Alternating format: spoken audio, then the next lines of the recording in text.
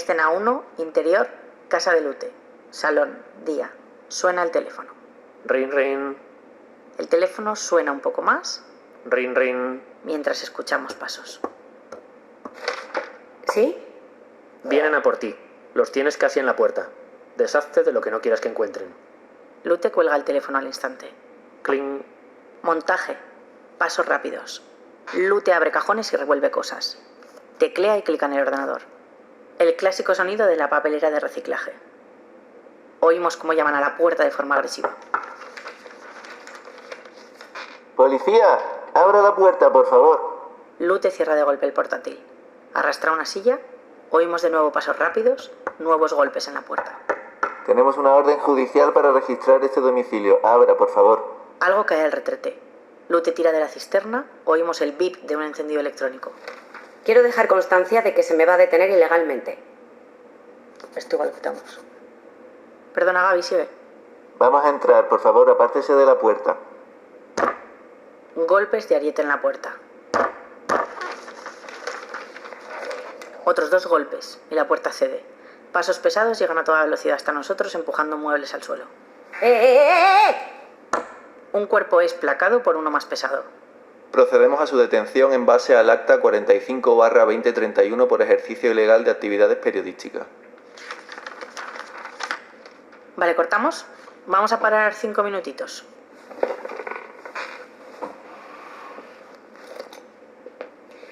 Me da tiempo de tomar un café, ¿no? Sí, tranqui. Venga, pues yo también. ¿Queréis algo? No, yo tengo aquí todavía.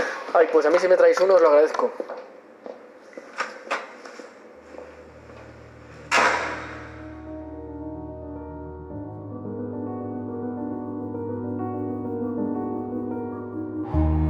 Música de cabecera. Un perro que ladra. Locutor. Hombre muerte a perro. Mejor periódicos sin gobierno que gobiernos sin periódicos. Una serie de Cotec y El Europeo sobre el fin del periodismo. La falta de información es el arma fundamental de los déspotas. Capítulo 1. La pregunta.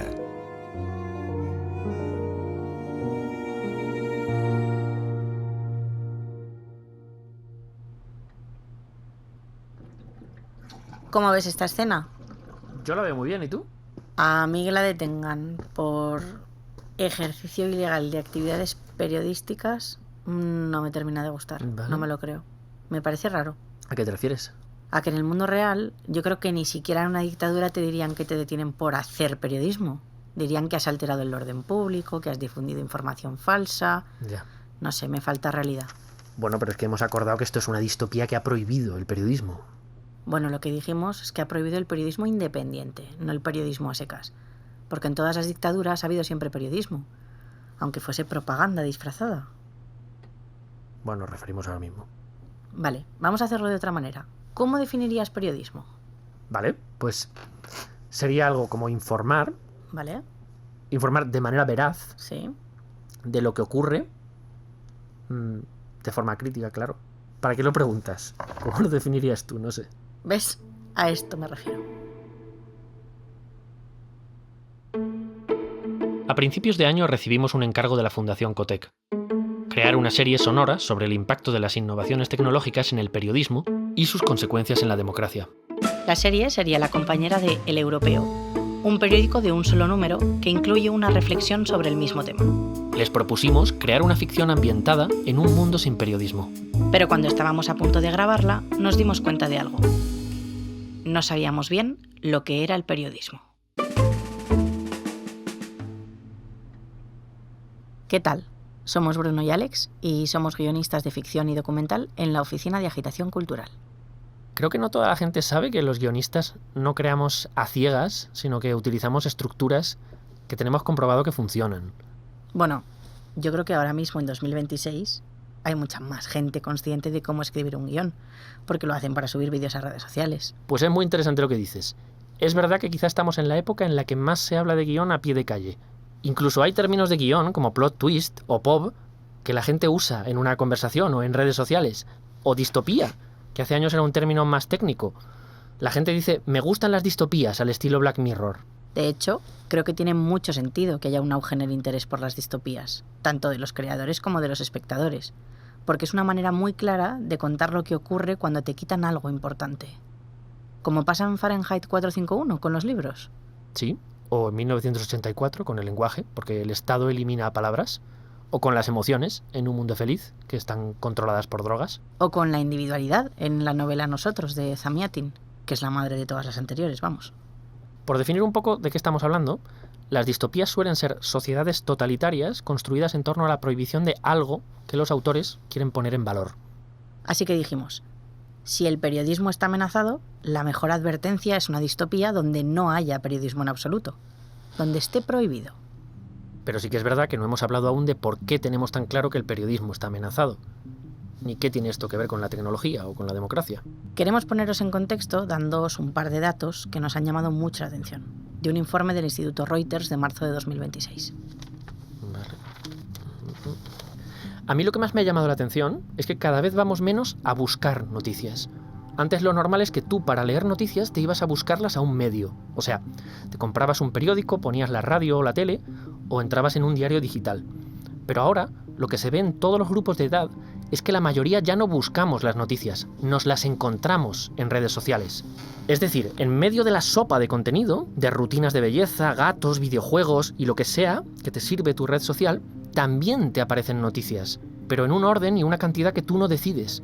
Un día te aparecerán más, otros menos, y quizá algún día prácticamente no veas ninguna noticia. Mira, esto que dices creo que está muy relacionado con un punto que a mí me ha llamado mucho la atención, y es que cada vez escuchamos más a influencers y creadores de contenido y menos a periodistas. Y cuanto más joven eres, más desconectado estás de voces acreditadas. Y si hago un ejercicio de intentar entender por qué ocurre esto, me da la sensación de que la generación Z considera al creador de contenido un amigo mejor informado. Y creen que detrás de un periodista hay intereses, o sea, grandes empresas o políticos que manipulan los mensajes. Esto me parece clave porque a pesar de que es cierto que los medios tradicionales son un negocio, también están formados por profesionales que tienen un código, que contrastan información, que tienen que acreditar la calidad de sus fuentes en la redacción, y un creador de contenido no tiene por qué hacer nada de esto. Solo tiene que encender su cámara y hablar. Y el resultado es que un periodista siempre va más lento. Fíjate, esto es muy curioso, porque a pesar de todas esas garantías que dices que hay en la prensa tradicional, otra cosa que dice el estudio es que cada vez nos fiamos menos de las noticias. Y apunta que los que menos se fían de los medios de comunicación tradicionales son los jóvenes. Pero los que más confianza hemos perdido con el tiempo somos la generación X y los millennials.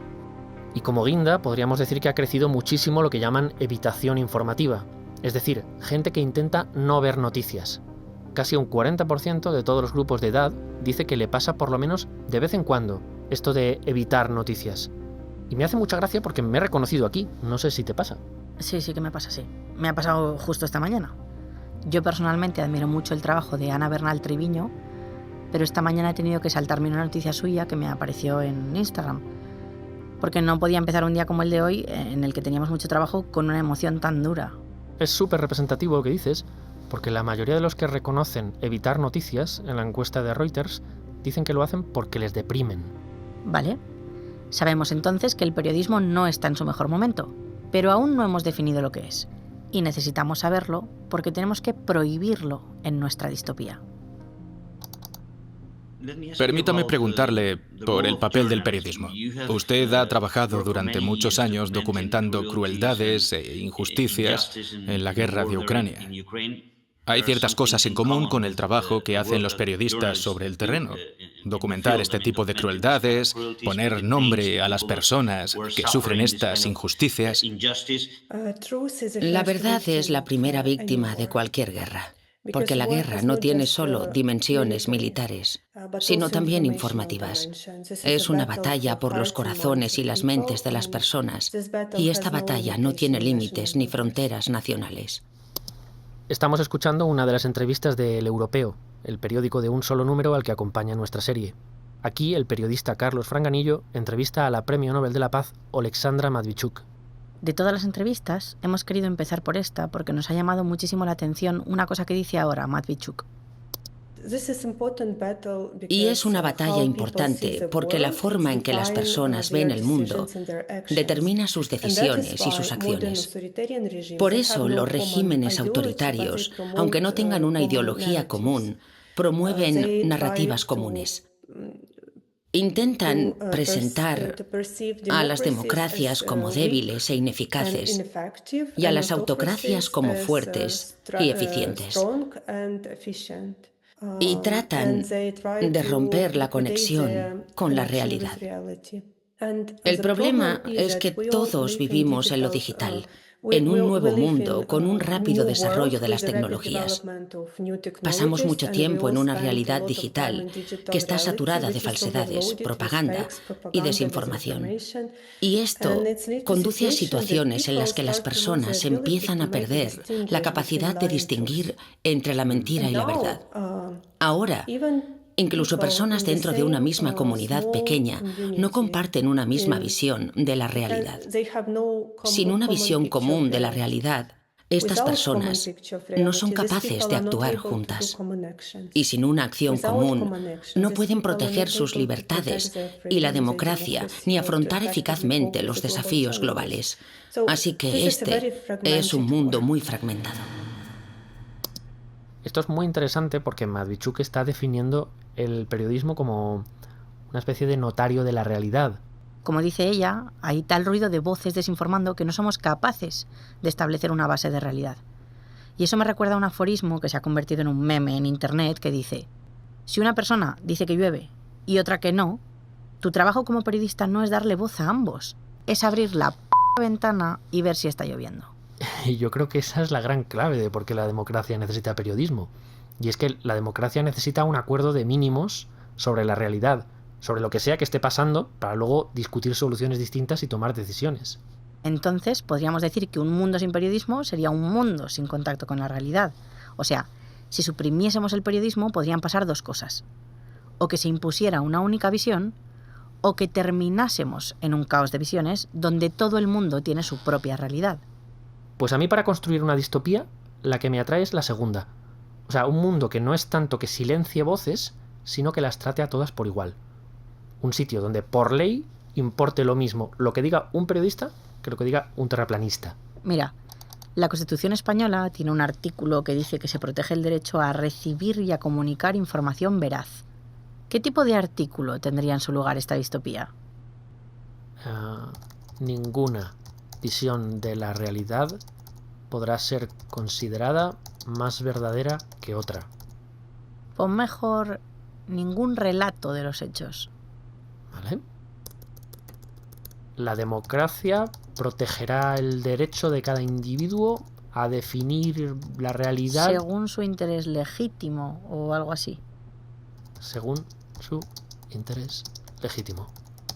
¿Se seguirían llamando democracia? Hombre, seguro. Si queremos que parezca realista, sí. ¿Seguro? Mira esto.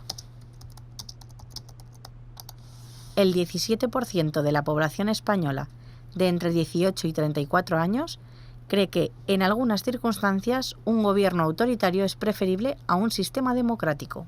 Ya, pero tú no te llamas gobierno autoritario a ti mismo. De verdad que se presentarían como incluso más demócratas.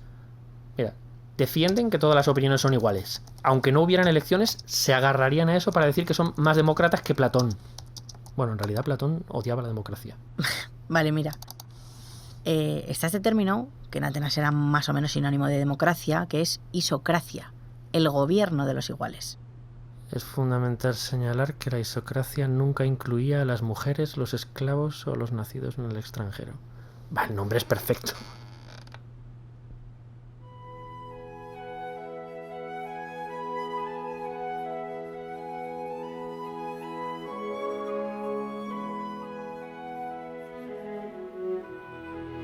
Principio de neutralidad narrativa. Ningún relato de los hechos podrá ser considerado más verdadero que otro. La isocracia protegerá el derecho de cada individuo a definir la realidad conforme a su experiencia, sensibilidad o interés legítimo. Toda apelación a una verdad objetiva susceptible de alterar la convivencia podrá ser limitada por ley.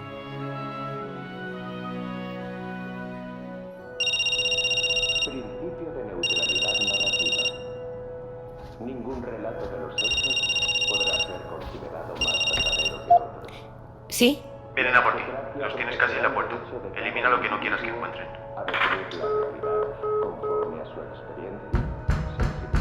Policía, abra la puerta, por favor.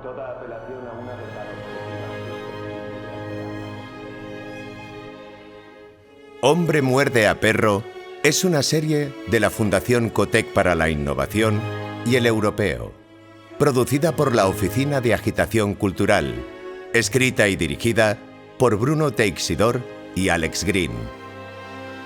Protagonizan la ficción Gabriel Piñero y Rebeca Hernando, con los testimonios para El Europeo de Oleksandra Matvichuk y Carlos Franganillo, y en la cabecera los de Vicente Vallés y Josep Borrell. Estudio de producción Eva Tecnisón. Diseño sonoro de Manuel Dosío. Con las voces adicionales de Juan Arenas, Diana Torres y Jorge Peña Miranda.